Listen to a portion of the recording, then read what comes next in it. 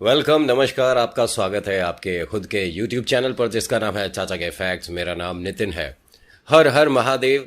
जो लोग नहीं जानते उन्हें थोड़ा सा जल्दी से फटाफट से बता देते हैं कि यहाँ आपको फैक्ट्स मिलते हैं, ईश्वर से जुड़े चमत्कार मिलते हैं, कुछ रोचक पौराणिक कथाओं के बारे में बात करते हैं और साथ ही साथ हम तीसरी शक्तियों के कुछ ऐसे प्रकोप जो कि लोगों के साथ वास्तव में घटे हैं, जो मुझे भेजते हैं किसी भी माध्यम से, उनको मैं यहाँ पर कहानी में पिरोकर शेयर करता हूँ। अगर आपके पास भी कुछ ऐसी कहानी है जो आप एक्सपीरियंस अपना शेयर करना चाहते हैं तो प्लीज़ बताइएगा ज़रूर। मैसेज करिएगा, व्हाट्सएप करिएगा, इंस्टा करिएगा, जो आपको अच्छा लगता है। ठीक है।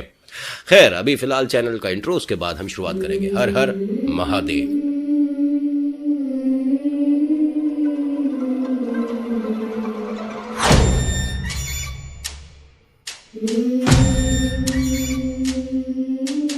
जिन लोगों ने इससे पहले वाला भाग नहीं सुना है मायरा का, तो वो जरूर सुनिएगा। उसके बाद ही आप समझ पाएंगे कि आखिर मायरा कौन है, मायरा कौन थी।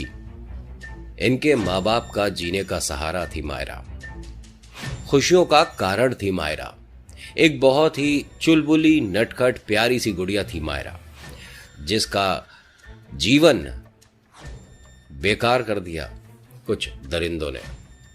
लेकिन उनके साथ भी कुछ अच्छा नहीं हुआ। क्यों बोल रहा हूं ये? देखिए, कभी भी आप ईश्वर से जो मांगते हैं, हो सकता है कि ईश्वर किसी और ही तरीके से, किसी और ही रूप में या किसी और के जरिए उसको पूरा करे। ये भी हो सकता है कि ईश्वर तक आपकी बात अभी पहुंचनी बाकी थी, लेकिन बीच में शैतान ने सुन ली। अब यहां इनकी मम्मी और पापा को दिलासा देने के लिए ऊपर वाले की मर्जी के आगे क्या हो सकता है, हम क्या कर सकते हैं, पत्ता नहीं हिलता, ऊपर वाले को यही मंजूर होगा। लेकिन ये कैसे आप उन्हें यकीन दिलाओगे कि वो है ही नहीं अब? क्योंकि माँ बाप जो हैं दोनों ही सदमे में हैं। मतलब माँ तो बिल्कुल किसी से बात ही नहीं कर रही, और पिता जो इतने खिलखिलाकर अपनी बच्ची से बात करते थे वो गुम हो चुके हैं, बिल्कुल गुमसुम है। उन्हें नहीं मतलब किसी से, कौन क्या कह रहा है उन्हें समझ भी नहीं आ रहा, उन्हें किसी से बात नहीं करनी। जब सब लोग चले जाते हैं तो ये दोनों अकेले रह जाते हैं घर में। अब ध्यान से सुनिएगा। तो मायरा का जो रूम है ये फर्स्ट फ्लोर पे है, ऊपर है, ठीक है। माता पिता नीचे चुपचाप अपने एक कोने में जमीन पर बैठे हुए हैं। दोनों आपस में कोई बात नहीं कर रहे। मायरा की तस्वीर रखी है इनसे थोड़ा दूर जमीन पर, उस पर माला चढ़ी है, सामने कुछ फूल हैं, एक जोत जल रही है उसके सामने। तभी कमरे के अंदर एक हवा सी आती है। मतलब वास्तव में इन दोनों को महसूस हुई है वो हवा कि कुछ एकदम मतलब आया है, कुछ कमरे में आया है, लेकिन समझ नहीं आया कि क्या हुआ। और उस हवा के झोंके की वजह से वो जो जोत जल रही थी बुझ जाती है, और ठीक उस जोत के बुझते ही मायरा के रूम में से आवाज आती है कुछ गिरने की। माता पिता एकदम हक्के बक्के हो जाते हैं, दोनों डर के मारे खड़े होते हैं और पहले तो दरवाजे बंद करते हैं। बाहर देखते हैं कि कोई हवा नहीं चल रही, कोई आंधी तूफान नहीं आ रहा, लेकिन इतनी तेज का झोंका आया जैसे पर्दा हटा है और कोई अंदर आया है। इन दोनों ने किसी को महसूस नहीं करा, लेकिन ये बात 100% है कि वो कुछ तो था, जो भी था। ये दोनों डरते डरते सीढ़ियां चढ़ते हैं, मायरा के कमरे की तरफ बढ़ते हैं। अब मायरा का जो कमरा है, इसका जो डोर है, इसका दरवाजा हल्का सा खुला हुआ है, बहुत थोड़ा सा, और उसमें से मतलब ऐसा लगा है कि कोई इधर उधर गया है। मतलब इनके डैडी को ऐसा लगा है कि जैसे रूम में कोई इधर उधर जाता है और आप छोटी सी जगह से देख रहे हो तो पूरा अच्छे से क्लियर नहीं होता, लेकिन हाँ कोई है। पिता डर कर 2 कदम पीछे हो जाते हैं। माँ पूछती है कि क्या हुआ? वो कहते हैं कि शायद घर में कोई है, मैंने किसी को देखा है। तो माँ हंस के कहती है, मायरा तो नहीं आ गई? कहीं वो हमसे छुप कर खेल रही हो? मायरा हो सकती है, दरवाजा खोलो। जैसे ही पूरा दरवाजा खोलते हैं तो कमरे में कोई नहीं होता। मायरा की एक तस्वीर गिरी हुई होती है जमीन पर और उसका कांच टूटा हुआ होता है। पिता उठाते हैं तो उनके हाथ में थोड़ी सी चोट वगैरह आती है, हल्का सा उनके स्क्रैच भी लग जाता है। और कुछ हल्की सी जो बूंदें हैं, ड्रॉप्स जो थी उनकी ब्लड की, वो फोटो पर गिर गई। मायरा की जो तस्वीर थी, अब तस्वीर पर जैसे ही वो बूंद गिरी तो उन्होंने उसे साफ किया, प्यार से साफ किया। लेकिन इन्हें ये नहीं पता था इन्होंने किसी को आमंत्रित किया है, वो भी अपने ब्लड के जरिए, जो कि सबसे ज्यादा भारी होता है इनविटेशन। मतलब इसके बारे में कभी विस्तार से बताऊंगा कि मैंने इसे क्यों बोला है ऐसा, कि अगर ब्लड की बात हो जाए, खून की बात हो जाए और तीसरी शक्ति है तो वो उससे बहुत जल्दी आमंत्रित होते हैं, आकर्षित होते हैं। अब होता क्या है कि पिता ने उसकी तस्वीर साफ करी मायरा की, और वहीं कमरे में एक जगह रखकर वहीं उसके जो बेड है उसके सिरहाने बैठकर रोने लगे। माँ बहुत गुस्से में क्या कहती हैं कि तुम यहाँ ये सब कर क्या रहे हो, रो क्यों रहे हो? मतलब बेटिया को पसंद नहीं है कमरा गंदा, ठीक है, और तुम ये सब नहीं चलेगा, यहाँ उठो और अपने रूम में जाओ, मैं इसके कमरे की अच्छे से सफाई कर देती हूँ। तो पिता कहते हैं कि कोई जरूरत नहीं है। माँ को समझ नहीं आ रहा, अभी माँ मानने को ही तैयार नहीं है कि मायरा इनके साथ नहीं है। अब यहां इनको ये नहीं पता कि उस सड़क पर, उस रोड पर क्या हो रहा है जहां पर मायरा के साथ ये सब हुआ है। मैं आपको इस 1 किलोमीटर वाली रोड के बारे में बताता हूं। ये 1 किलोमीटर की जो रोड है काफी अंधेरा रहता है, सिर्फ 3 लाइट हैं बीच में, स्ट्रीट लाइट्स जो है सिर्फ 3 है, बाकी की अभी ढंग से प्रोसेस नहीं कर रही, जल नहीं रही। और कमाल की बात ये देखिए कि 12 बजे से 3 बजे रात में वो तीनों अच्छे से काम नहीं कर पाती हैं। और कहा जाता है कि ये जो टाइम है ना 8:15 से लेके 10, साढ़े 10 का, इस बीच वो बहुत बिजी रोड हुआ करती थी पहले, मायरा के समय से पहले। लोग वहां से शॉर्टकट्स लेते थे और अपनी जगह जल्दी पहुंच जाते थे। लेकिन जब से ये हुआ है उसके तकरीबन 6 महीने बाद से लोगों ने लंबा रूट लेना शुरू कर दिया मायरा की वजह से। 117 लोग बेवकूफ नहीं हैं जिन्होंने कुछ महसूस करा है उस रोड पर, ठीक है। और हर इंसान ने एक बात सेम बोली है कि कुछ है, या हमने किसी लेडीज को देखा है, कोई लड़की थी 20-22 साल की, समझ नहीं आया। और 2-1 इंसिडेंट बताता हूं। ये जो चारों ऑटो वाले हैं, मतलब 3 ऑटो वाले, एक इनके साथ जो इनका मित्र था, सबसे पहला ये एक दिन उसी रोड पर से एक पैसेंजर के साथ जा रहा था। वो पैसेंजर जो है उसे मायरा के घर से 3 घर पहले उतरना है, ठीक है।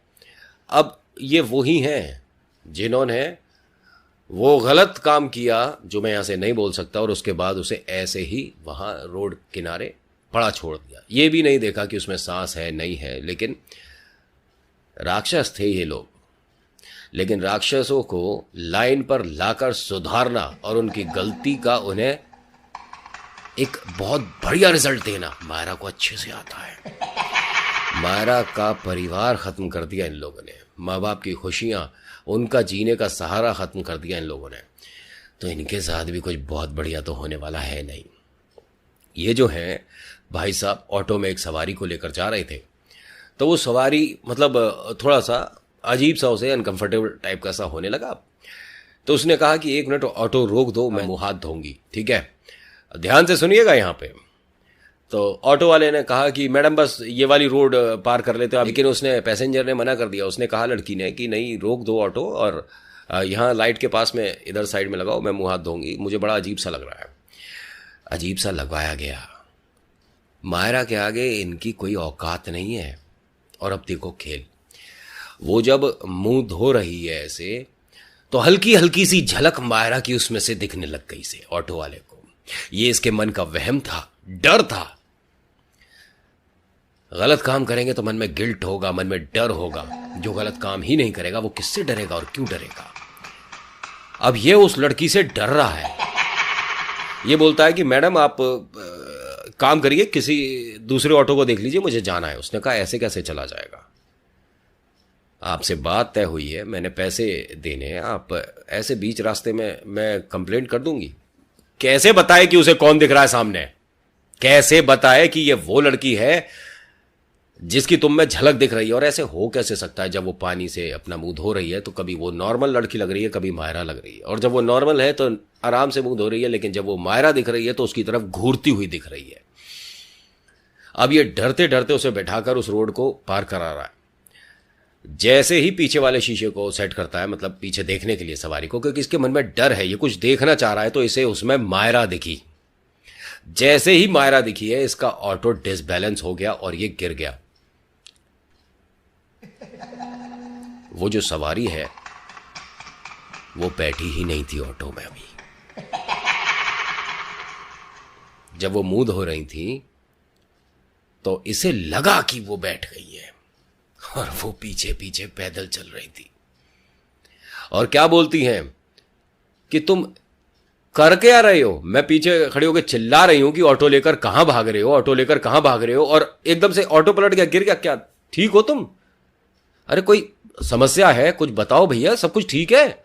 अब वो उससे डर रहा है, क्योंकि ठीक उसके पीछे खड़ी मायरा हंस रही है। उसी लड़की के पीछे खड़ी है मायरा, और इसे उसकी कोई बात नहीं सुनाई दे रही। वो मैडम क्या बोल रही हैं इसे नहीं पता, लेकिन मायरा दिख रही है हंसती हुई। अब ये उनसे कुछ बात नहीं करता, अपना ऑटो उठाकर भागकर सीधा वहां पहुंचा है जहां इसके बाकी दोस्त होंगे। उसके बाद वहां क्या हुआ मुझे कुछ नहीं पता। जितना जितना मुझे पता है उतने उतने को कहानी में पिरोकर सुनाता हूं मैं। ठीक है, अब आगे की कहानी सुनिए। अच्छा, होता क्या है, ये जो लोग आ रहे हैं ना मायरा के माता पिता के पास, ये दिलासा देने आते हैं। और देखिए, आस पड़ोस में और कर ही क्या सकते हैं, है ना, कि बस किसी तरह से ये इस गम से, जो कि बहुत बड़ा है, इससे किसी तरह से बाहर आए, वरना इन दोनों की भी तबीयत बिगड़ जाएगी और फिर इन्हें देखने वाला कोई नहीं है। अब ये बड़े चिंतित हैं। एक इनके घर के पास ही रहते हैं, वो आते हैं और बहुत अच्छे और प्यारे इंसान हैं। वो कहते हैं कि देखिए मायरा के पिता से कि आप एक काम करिए, बच्चों को ट्यूशन पढ़ाना शुरू करिए। आप अच्छे खासे पढ़े लिखे हैं, और 10th 12th के जब एग्ज़ाम आएंगे तो 4 पैसे भी घर में आएंगे और बच्चे आएंगे, घर में मन लगा रहेगा। आप पढ़ाइए बच्चों को, मैं बात करूं। उन्होंने ये कह दिया कि देखिए, पैसे की हमें कोई ऐसी ज़रूरत है नहीं, और अगर हमें कमाना ही है तो हम किसके लिए कमाएंगे। बात बार बार घूम कर मायरा पर आ रही है। जब ये दोनों आपस में नीचे बैठकर एक कमरे में बात कर रहे थे, तभी फिर से मायरा के कमरे में फिर से कुछ गिरा। पिता और वो दोनों चुप हो गए एकदम बात करते हुए। इस बार उन्होंने भी सुना है कि उस कमरे में कुछ हुआ है। वो कहते हैं कि कोई है ऊपर, क्योंकि भाभी जी तो बाहर खड़ी हैं, किसी से बात कर रही हैं। तो उन्होंने कहा मायरा होगी। पिता ने कहा है मायरा होगी। अब इस आदमी को समझ नहीं आया कि इस बात का मैं क्या जवाब दूं। वो कैसे हो सकती है, जब जैसा कि पुलिस वालों ने बताया कि उसका अंतिम संस्कार कर दिया, लेकिन देखिए पूरे रीति रिवाज से नहीं हुआ होगा, पहली बात। दूसरी बात, उसकी कोई इच्छा अधूरी है। और तीसरी बात कि माँ बाप का प्यार उसे छोड़ने नहीं दे रहा है, इस जमीन को, पृथ्वी को, उनके आसपास के दायरे को। हो सकता है, अंदाजा लगा सकते हैं, बाकी मन में क्या है वो तो मायरा को पता है। अब यहां पिता की बात का वो क्या जवाब देते हैं कि भाई साहब आप मुझे सोच के बताइएगा, और मायरा बिटिया नहीं हो सकती। तो पिता कहते हैं क्यों नहीं हो सकती, आओ मिलवाऊं, मायरा से मिलवाता हूं, आओ। अब उस आदमी का उन्होंने हाथ पकड़ा और उसके साथ वो जबरदस्ती एक तरह से सीढ़ियां चढ़ने लगे। अब वो आदमी डर गया। ऐसे में डर नहीं लगेगा तो क्या लगेगा, जिसके बारे में पूरे मोहल्ले में हर किसी को पता है सोसाइटी में कि भाई वो अब नहीं रही है। कोई उस तक ले जाने के लिए आपको फोर्स करे तो कैसा लगेगा आपको। उन्हें डर तो लग रहा था, लेकिन वो उनके मित्र भी हैं तो साथ भी नहीं छोड़ सकते। डरते डरते कमरे तक पहुंचते हैं तो जो बेड है उस पे सिलवटें बताती हैं कि कोई बैठ के गया था। तो पिता कमरे में आते हैं और बोलते हैं कि मायरा, अंकल आए हैं मिलने, तुम कहां चली गई। मायरा। इस आदमी के दिल की धड़कनें तेज हो रही हैं। मायरा के वॉशरूम में पानी के गिरने की आवाज आई तो पिता ने कहा कि चलो तुम एक काम करो, अगर वॉशरूम में हो तो नीचे आकर अंकल से मिलना। इसे समझ नहीं आ रहा कि किस बात का क्या जवाब दे, और इन्होंने अपना हाथ झटका और तुरंत तेजी से नीचे आ गए। मन में डर है, धड़कनें तेज हो रही हैं, लेकिन सवाल एक बहुत बड़ा, आवाज जो आई वो कैसे आई थी? जो वास्तव में बेड पे सिलवटें देखी गई हैं वो कौन है? और इनके कुछ कहने के बाद वॉशरूम से पानी की आवाज आना, कुछ नहीं समझ आ रहा। मायरा तो नहीं हो सकती, क्योंकि ये सब हवाई बातें हैं, ऐसा थोड़ी ना होता है, साइंस ने कितनी तरक्की कर ली है। अगले दिन सभी के चर्चा का विषय था वो 1 किलोमीटर वाली रोड। क्यों? एक ही दिन में 3 एक्सीडेंट हो गए वहां पर एक साथ, और तीनों ने क्या कहा कि हमने गलती से किसी के ऊपर गाड़ी चढ़ा दी, तीनों ने। और वो तीनों में से एक ड्राइवर था, किसी की गाड़ी चलाता था, लेकिन ये वो लड़का था जो उन 4 में से एक है। ऑन द स्पॉट दुनिया छोड़ दी उस लड़के ने। पहला गया, मायरा को तसल्ली है। अब आई दूसरे की बारी। अब यहां ध्यान से सुनिएगा ये वाली बात, क्योंकि इसके बारे में न्यूज में भी आया है, जैसा मुझे पता चला है, टीवी पर न्यूज में दिखाया गया है। और जिस इंसान ने ये चीज बताई है टीवी पर आकर, ठीक है, उन्हीं से संपर्क होकर ये मेरे पास भी आई है। उन्होंने कहा नितिन आप कहानी सुनाइए, ये प्रूफ का मत खेलना किसी के साथ भी, क्योंकि मायरा अभी भी है। इसके बाद बताऊंगा आपको अभी कि कहां है, कैसी है, क्या है मायरा, कौन है मायरा, और आप शायद मिल भी चुके होंगे उससे। बड़ा अजीब लगेगा आपको जब जगह बताऊंगा ना, एग्जैक्ट जगह बताऊंगा। लेकिन हाँ, एक मिनट, बहुत सारे लोग मुझे मैसेजेस कर रहे हैं कि देहरादून में इस तरह का कुछ नहीं होता। मेरी कहानी ध्यान से सुना करो, क्योंकि मैं अपनी कहानी में हर वो बात बोलता हूं जिसका आप सवाल बनाकर मुझे कुछ कमेंट करते हो। बहुत सारे ऐसे सवाल हैं जिनके जवाब ऑलरेडी मैं कहानी में दे चुका होता हूं। मन इधर उधर करके कहानी सुनोगे ना मेरी, निकल जाएगी, समझ नहीं आएगी।